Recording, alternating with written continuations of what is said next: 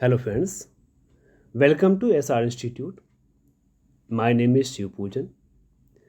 Indian polity के इस video section में हम लोग इंडियन कॉन्स्टिट्यूशन के सोर्सेज के बारे में डिस्कस करेंगे।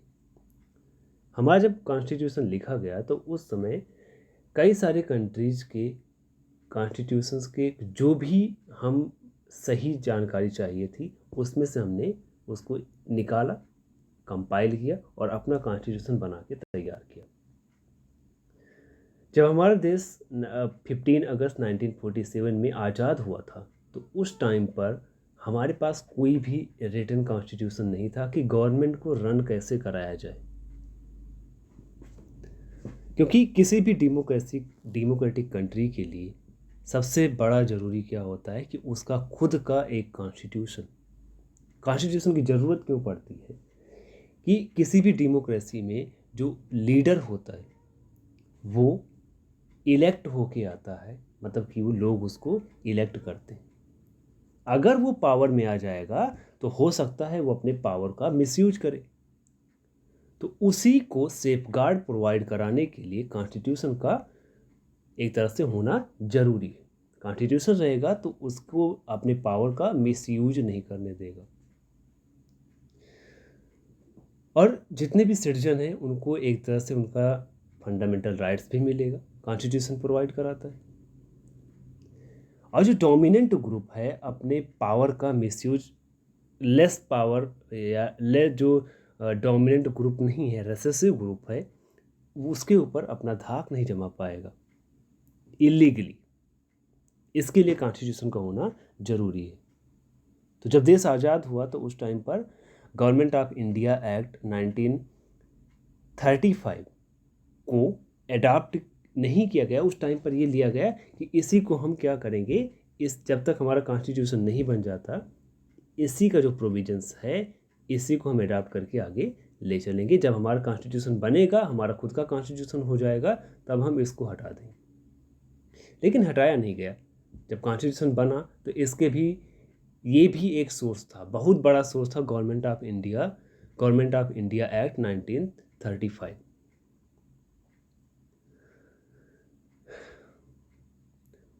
29 अगस्त 1947 में कॉन्स्टिट्यूशन असेंबली के द्वारा एक ड्राफ्टिंग कमेटी का अपॉइंटमेंट किया गया, जिनमें टोटल 7 मेंबर्स थे और उसके चेयरमैन थे डॉक्टर भीमराव अंबेडकर जी। डॉक्टर भीमराव अंबेडकर जी उन सभी में से सबसे वाइस पर्सन थे। उन्होंने 60 कंट्रीज के कॉन्स्टिट्यूशन को स्टडी किया, फिर सभी ने मिलकर उस पर डिस्कशन किया। लगभग 3 साल बाद, यानी 2 साल 11 महीने 17 दिन बाद 26 नवंबर 1949 को इसको अडॉप्ट किया गया, इंडियन कॉन्स्टिट्यूशन को। फिर ये सिग्नेटरी कब हुआ, कंप्लीट कब हुआ, ये 24 जनवरी 1950 को, और 26 जनवरी 1950 को इसको इफेक्ट में लाया गया। इसीलिए हर साल हम 26 जनवरी को अपना रिपब्लिक डे सेलिब्रेट करते हैं, क्योंकि इस दिन हमें अपना खुद का कॉन्स्टिट्यूशन मिल गया था। और इंडियन कॉन्स्टिट्यूशन का जो हैंड रिटन है, इसको लिखा किसने था, इनकी ओरिजिनल जो कॉपी है वो लिखा था प्रेम बिहारी नारायण रायजादा जी ने। प्रेम बिहारी नारायण रायजादा जी। तो चलिए अब देखते हैं यहाँ पर कौन कौन से सोर्सेज हैं इंडियन कॉन्स्टिट्यूशन के। ये एग्ज़ाम पर्सपेक्टिव से काफ़ी इंपॉर्टेंट होता है। हर साल हर एग्ज़ाम में, हर लेवल के एग्ज़ाम में कोई ना कोई क्वेश्चन ऐसा आ जाता है कि जो सोर्सेज से रिलेटेड होता है कि कौन सा ये यहाँ पर प्रोविज़न है, ये किस कॉन्स्टिट्यूशन से इसको बोरो किया गया है। तो चलिए एक एक करके सबको डिस्कस करते हैं। तो सबसे पहले जैसे हमने बात किया था गवर्नमेंट ऑफ इंडिया एक्ट 1935 के बारे में, तो इससे हमने क्या बोरो किया था, जो फेडरल स्कीम है।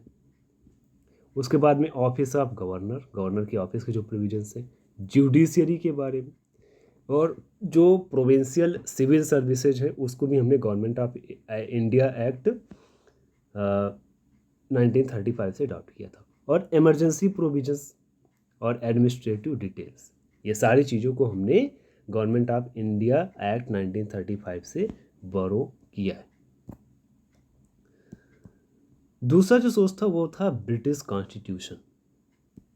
ब्रिटिश कॉन्स्टिट्यूशन ब्रिटिश कॉन्स्टिट्यूशन से सबसे पहले हमने बोरो किया था पार्लियामेंट्री गवर्नमेंट, कि हमारा एक पार्लियामेंट्री फॉर्म होगा गवर्नमेंट का, रूल ऑफ लॉ तो कानून होगा, एक लेजिस्लेटिव प्रोसीजर्स होंगे, विधानसभा का एक प्रोसीजर होगा, सिंगल सिटीजनशिप मतलब एकक नागरिकता, मतलब एक पर्सन की एक ही नागरिकता यहाँ पर होगी, कैबिनेट सिस्टम मतलब एक मंत्रिमंडल होगा, रेगुलेटिव प्रीगोरेटिव रेट्स। प्रीगोरेटिव रेट्स का मतलब होता है एक ऑफिशियल ऑर्डर जो किसी दूसरे गवर्नमेंट के आर्म्स को एक तरह से ऑर्डर देता है उस एजेंसी को, वो सही से फंक्शन कर रही है या नहीं कर रही है, उसके हिसाब से उसको ऑर्डर देना। फिर पार्लियामेंट्री प्रिविलेजेस, पार्लियामेंट में जो यहाँ पर प्रिविलेजेस मिलते हैं उनके बारे में।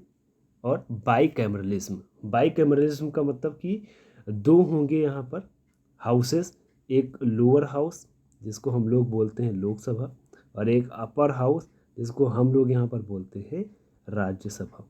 तो इसको भी हमने कहाँ से बोरो किया है, ब्रिटिश कॉन्स्टिट्यूशन से।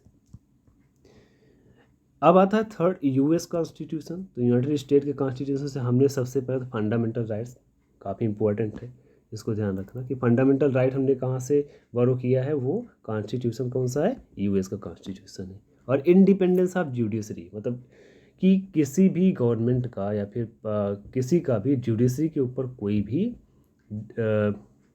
एक तरह से कोई भी इंटरफेरेंस नहीं होगा जुडिशरी के ऊपर, जुडिशरी इंडिपेंडेंस होगी। जुडिशियल रिव्यू मतलब कि जुडिशियल रिव्यू का बेसिक पर्पस होता है कि जो सेपरेशन ऑफ पावर है उसके बीच में एक बैलेंस बनाए रखना। Removal of supreme court and high court जजेस, सुप्रीम कोर्ट और हाई कोर्ट के जजेस को रिमूव करने का भी जो प्रोविज़न है वो हमने कहाँ से लिया है, यूएस कॉन्स्टिट्यूशन से। उसके अलावा जो वाइस प्रेसिडेंट की पोस्ट है, ध्यान रखना वाइस प्रेसिडेंट की जो पोस्ट है ये भी कहाँ से हमने लिया है, यूएस कॉन्स्टिट्यूशन से। तो यूएस कॉन्स्टिट्यूशन में fundamental rights, independence of judiciary, judicial review, removal of supreme court and high court जजेस and post of vice president. Fourth जो सोर्स है वो है हमारा आयरिश कॉन्स्टिट्यूशन, मतलब आयरलैंड का जो कॉन्स्टिट्यूशन है वहाँ से हमने डीपीएसपी, ये भी इम्पोर्टेंट है, DPSP the directive principle of state policy, इसको भी हमने आयरलैंड के कॉन्स्टिट्यूशन से लिया।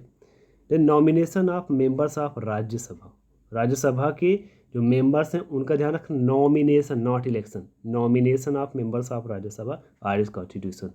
Method of election of president, president के इलेक्शन का क्या मेथड है, ध्यान रखना, method of election of president वो कहाँ से लिया गया है, आयरिश कॉन्स्टिट्यूशन से। फिफ्थ जो कॉन्स्टिट्यूशन का सोर्स है, एक तरह सोर्स है कॉन्स्टिट्यूशन का हमारे, वो है कैनेडियन कॉन्स्टिट्यूशन। तो फेडरेशन विद स्ट्रांग सेंटर, मतलब हमारा फेडरल सिस्टम होगा, तो लोकल गवर्नमेंट, उसके ऊपर स्टेट गवर्नमेंट और सबसे ऊपर सेंट्रल गवर्नमेंट, लेकिन सबसे ज़्यादा स्ट्रांग कौन सा होगा, सेंट्रल गवर्नमेंट। वो भी हमने कहाँ से लिया है, कैनेडियन कॉन्स्टिट्यूशन से। Then wasting of residuary powers in the centre, centre में जो भी पावर होगी उसका सही से उसका use. Appointment of state governors by the centre, ध्यान रखना कि जो गवर्नर का अपॉइंट करता है वो सेंट्रल गवर्नमेंट करती है, तो ये भी हमने कहाँ से लिया है, कैनेडियन कॉन्स्टिट्यूशन से।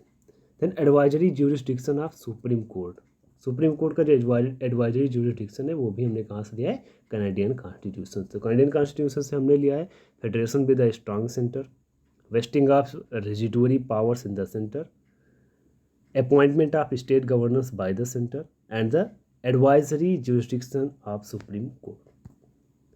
नेक्स्ट सोर्स है ऑस्ट्रेलियन कॉन्स्टिट्यूशन। तो ऑस्ट्रेलियन कॉन्स्टिट्यूशन, ऑस्ट्रेलिया से हमने कंकरेंट लिस्ट लिया है।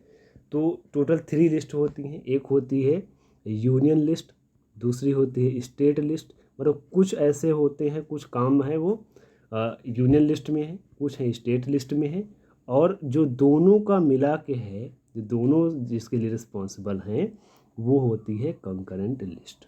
ठीक है, तो कंकरेंट लिस्ट को हमने कहाँ से लिया है, इसका जो कॉन्सेप्ट है वो लिया है हमने ऑस्ट्रेलियन कॉन्स्टिट्यूशन से। And freedom of trade, commerce and intercourse, ये भी हमने कहाँ से लिया, ऑस्ट्रेलियन कॉन्स्टिट्यूशन से। इसके अलावा joint sitting of houses of parliament, तो पार्लियामेंट के 2 हाउसेज है, हमने पहले डिस्कस कर लिया कि लोकसभा और राज्यसभा, इनकी हर साल एक ज्वाइंट सेशन होता है। तो ज्वाइंट सेशन होता है, तो इसका जो कॉन्सेप्ट है हमने कहाँ से लिया है, ऑस्ट्रेलियन कॉन्स्टिट्यूशन से।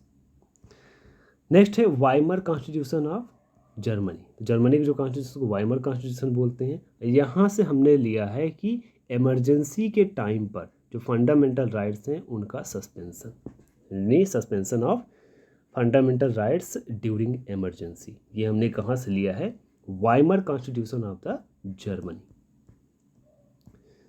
नेक्स्ट है सोर्स हमारा सोवियत कॉन्स्टिट्यूशन, जो रसिया है आज का, उस टाइम पर सोवियत जब यूनियन था तो उनका जो कॉन्स्टिट्यूशन, वहाँ से हमने लिया है फंडामेंटल ड्यूटीज़, ये भी मार्क कर लेना। जो फंडामेंटल राइट ध्यान रखना, वो कहाँ से लिया है, यूएस के कॉन्स्टिट्यूशन से, और फंडामेंटल ड्यूटीज़ को हमने कहाँ से लिया है, वो सोवियत यूनियन से। इसके अलावा प्रियम्बल में जो आइडियल ऑफ जस्टिस है, मतलब सोशल, इकोनॉमिक और पॉलिटिकल जो आइडियल ऑफ जस्टिस है प्रियम्बल में, वो भी हमने कहाँ से लिया है, सोवियत कॉन्स्टिट्यूशन से। नेक्स्ट सोर्स है फ्रेंच कॉन्स्टिट्यूशन। तो French constitution Republic and ideal of liberty, equality and fraternity, जो प्रियम्बल में Republic and the ideals of liberty, equality and fraternity, ये लिया गया फ्रेंच से। और जो प्रियम्बल में आइडियल ऑफ जस्टिस है, सोशल, इकोनॉमिक एंड पॉलिटिकल, वो लिया गया था सोवियत कॉन्स्टिट्यूशन से। नेक्स्ट सोर्स है south African constitution. South African जो कॉन्स्टिट्यूशन है, यहाँ से हमने लिया है procedure for amendment of the constitution. अपने यहाँ जो कॉन्स्टिट्यूशन है उसको अमेंड किया जाता है अंडर आर्टिकल 368, ठीक है, इस चीज़ को ध्यान रखना। और ये जो प्रोसीजर है अमेंडमेंट, कॉन्स्टिट्यूशन को अमेंड करने का, इसको हमने लिया है साउथ अफ्रीकन कॉन्स्टिट्यूशन से। इसके अलावा election of members of Rajya Sabha, ध्यान रखना कि election of members of Rajya Sabha ये साउथ अफ्रीकन कॉन्स्टिट्यूशन से है। इसके अलावा जो नॉमिनेशन था, nomination of members of Rajya Sabha, वो आयरिश कॉन्स्टिट्यूशन। तो दोनों को ध्यान रखना सही से कि जो election of members of Rajya Sabha है वो साउथ अफ्रीकन कॉन्स्टिट्यूशन से, और जो nomination of members of Rajya Sabha है वो आयरिश कॉन्स्टिट्यूशन से। और लास्ट जो सोर्स है हमारा वो है जैपनीज कॉन्स्टिट्यूशन। जैपनीज कॉन्स्टिट्यूशन से हमने लिया है प्रोसीजर इस्टेब्लिश्ड बाय लॉ, मतलब अगर कोई भी अगर एक कानूनी कार्रवाई किसी के ऊपर हो रही है तो उसके साथ में फेयरली, लीगली कानूनी कार्रवाई हो, मतलब ड्यू प्रोसेस हो। और ड्यू प्रोसेस दोनों के लिए होता है, क्रिमिनल प्रोसीजर के लिए भी, क्रिमिनल के लिए भी और सिविल, दोनों केसेस के लिए ड्यू प्रोसेस होता है कि सभी को सभी को पूरी तरह से फेयर या लीगली ट्रीट किया जाए अंडर द रूल। तो ये लिया गया है कहाँ से, जैपनीज कॉन्स्टिट्यूशन से। तो टोटल 11 सोर्सेज हैं। पहला government of India act 1935, the British constitution, then US constitution, then Irish constitution, Canadian constitution, Australian constitution, Weimar constitution of Germany, Soviet constitution, French constitution, South African constitution and Japanese constitution. I hope video informative रहा होगा। Parts of constitution के बारे में भी हमारे channel पर video उपलब्ध है।